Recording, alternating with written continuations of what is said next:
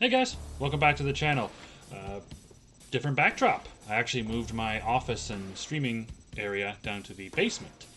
So very happy about that. Actually gives me a reason to be in the basement and hang out in the man cave. But today, I wanted to give my thoughts and opinions on the Resident Evil Netflix series. I'm just gonna start this trailer in the background, obviously, so we got something to watch. So essentially, after the terrible movie that released last year, Netflix has decided to try and take a crack at the series. And this is a very weird spot. It's a weird. Also, my cat's here because he won't leave me alone. Um, it's a weird. What's the word I'm try to use here? It is a very different and odd interpretation of the series. So what they have said is this series takes place in its own separate universe, but yet also it follows the storyline of the video games. There's actually a scene where Albert Wesker talks about an event that happened in Resident Evil 5, where he died in a volcano. Now, here's the thing. There's some slight spoilers here. This Albert Wesker, one, is not the same Albert Wesker we've seen in the video games. Apparently, in this universe, Albert Wesker was black, played by Lance Reddick, and I loved him as Albert Wesker. He was great. There was nothing wrong with that. And anybody who says this show is bad because they wanted Wesker to be white, shut up. Like that. There's different. Studios are allowed to have their own interpretations of characters. Now, the problem with it, though, is basically everybody except Lance Reddick's Albert Wesker. The main point of this series is there's two different, essentially, storylines or timelines that we're dealing with. One, which takes place in 2022, following Albert Wesker's daughters, Jade and Billy. And then the other one is about 14 to 16 years in the future, following an adult Jade Wesker, as she is trying to make it back home to see her family after the world has gone to shit. Now, I thought I would understand the premise of the show after the first episode, where the first episode was mainly about the timeline 2022. I thought, though, by the end of that episode, it was essentially going to be a fast forward to, for most of the show.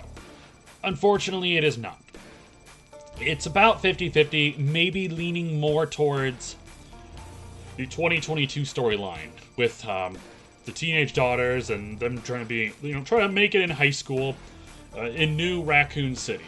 Obviously, Umbrella's still a terrible company, but they're trying to show to the public that they're not terrible, which is funny because they are. The storyline just doesn't hit. If they had focused primarily on the future storyline, that would have been amazing. Unfortunately, they don't focus that much. All the best parts of this show, in my opinion, were in the future timeline with the zombies, which, for one, look way better than the movie that came out last year. I feel like the budget for this show was way bigger than the budget for that movie. And it's sad because the movie tried being more... It tried to be more faithful to the source material than this show. Now, I will say this, and I need to put it in context here, because this can be taken very bad. But I promise you there's no ill will towards this. This show felt like it was trying to fill a quota, a checklist of things, instead of focusing on telling a good story.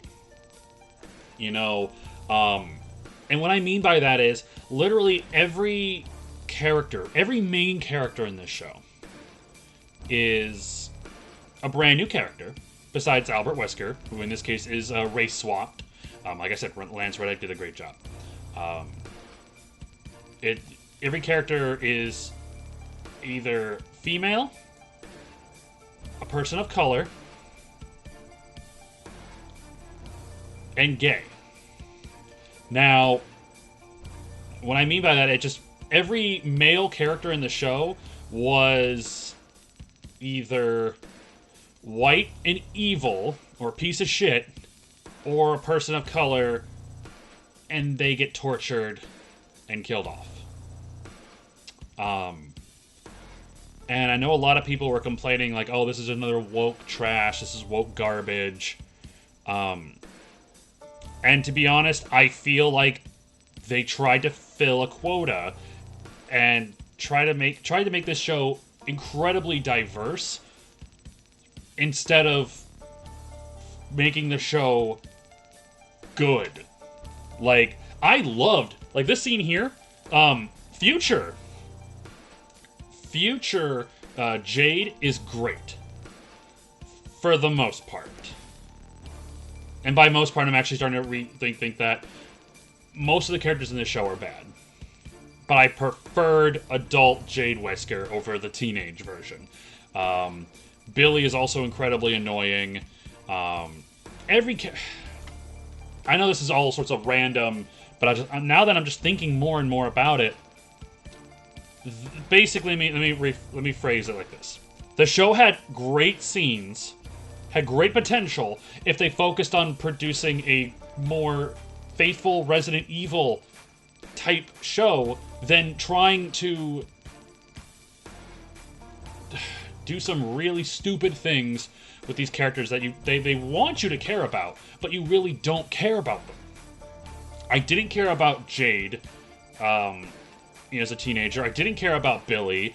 I didn't care about the people in Umbrella.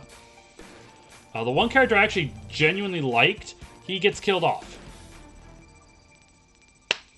You know, it's one of those things that they really want you to like these characters that are really unlikable. Billy and Jade are both terrible teenagers. Horrible. The Jade in the future is also incredibly terrible because she is so focused on trying to do her research, which is the thing that she hated her dad about in the past, that she neglects her family and gets people killed.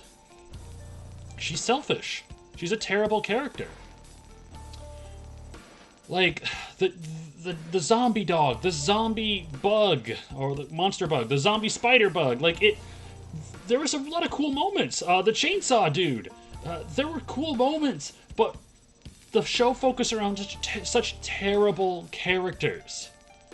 And basically it felt like they were just trying to take the most iconic parts of Resident Evil, but then not give us really any more substance.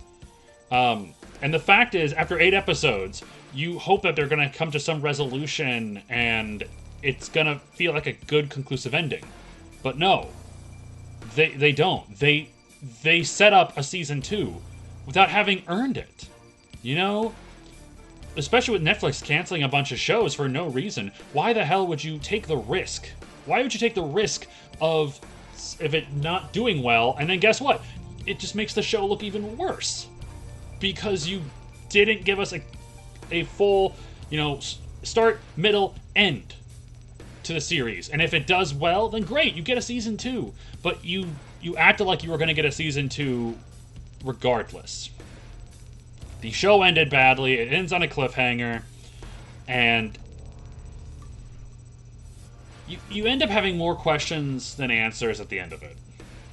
Now, having said all that, I still would like there to be a season 2, because I want them to take the criticism that everyone's talking about with this show and really, really take that to heart and say, hey, I want to make the show better.